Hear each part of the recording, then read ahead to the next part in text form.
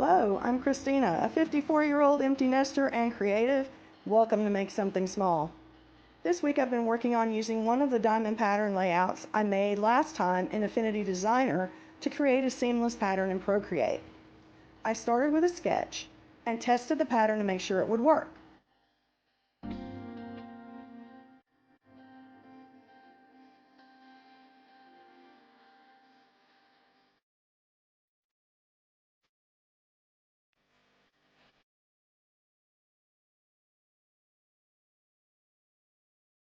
Once I was sure it would work, I started coloring in the elements.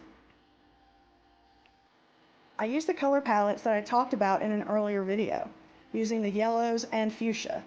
I'll try new colorways once I finish this first pass at the pattern. Each time I finish the pattern steps, I go back to my Procreate gallery and I duplicate the canvas that I'm working on.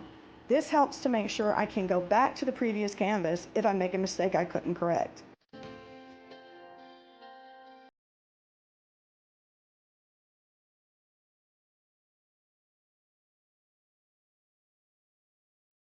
I didn't realize until I was trying to form the pattern that I'd forgotten to fill in the details on this set of purple flowers.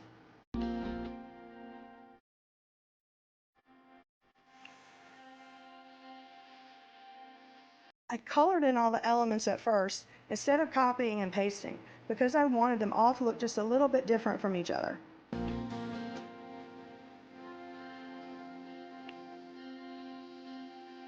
Once I finished coloring everything in, I started making the pattern. Again, I exit out to the gallery, I duplicated the art, and then I started working on the new step on the new canvas. I used a darker background when I started making the pattern, so it would be easier to see if I was off the center line, even by a pixel or two. I started making some circles or dots in the empty spaces, but I decided I would just work on getting the floral pattern first. I'm going to go back to the main design to add a texture background into the pattern. I want to fill in those empty spots, but I don't know how to do that yet. I started making the pattern by duplicating and moving the first set of elements. I moved them first to the top and bottom of the canvas, and then I started working on what would be the middle and the side of the pattern. I should have checked my original sketch. I would have seen the florals were going to alternate on the rows instead of being in a line, purple to purple, yellow to yellow. I thought if I moved them over a little bit and finished in the center line that it would fix that. You'll see that I moved the sketch over to the side a little bit. But spoiler, it didn't. I started out redrawing the elements again, but then I decided to copy and paste for those middle elements to save some time. When I tried to move the elements to the side, you can see that it didn't work. The flowers were offset from the diamond grid.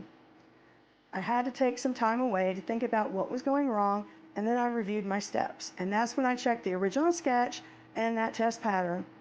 But I also realized that I'd missed one of the elements because I had moved over that sketch layer. I was trying to make them line up in the line, purple to purple, yellow to yellow. When I checked that original sketch, like I said, and realized that it was alternating there, then I would have realized the design was doing exactly what it was supposed to do, that the way I drew it. So I still want to finish this pattern. I'm accepting the alternating elements, and I'll go back to the original and figure out how to make them line up the way that I'm seeing in my head. I also played with the background color next and added that final element to the floral diamond shape. Once this large canvas was made, I copied and pasted the canvas in order to scale the pattern and verify that it was seamless. I hide the layers so that I'm only moving one section at a time. Otherwise, the snapping tool gets confused and doesn't move correctly. This is not the finished piece. I'm not crazy about this background color. I still want to add that texture background. I'm also going to go back to the original elements I colored, and I'm going to rearrange them to see if I can get them to line up vertically. When I do finish this piece, I'll be sharing it here on YouTube, as well as on my Instagram account at Christina Roughton. If you follow me on Instagram, you'll see it there first. I have the link down in the description. So what's coming next? I'm still experimenting with my illustration style. I'm adding more of the mugs to the Etsy shop.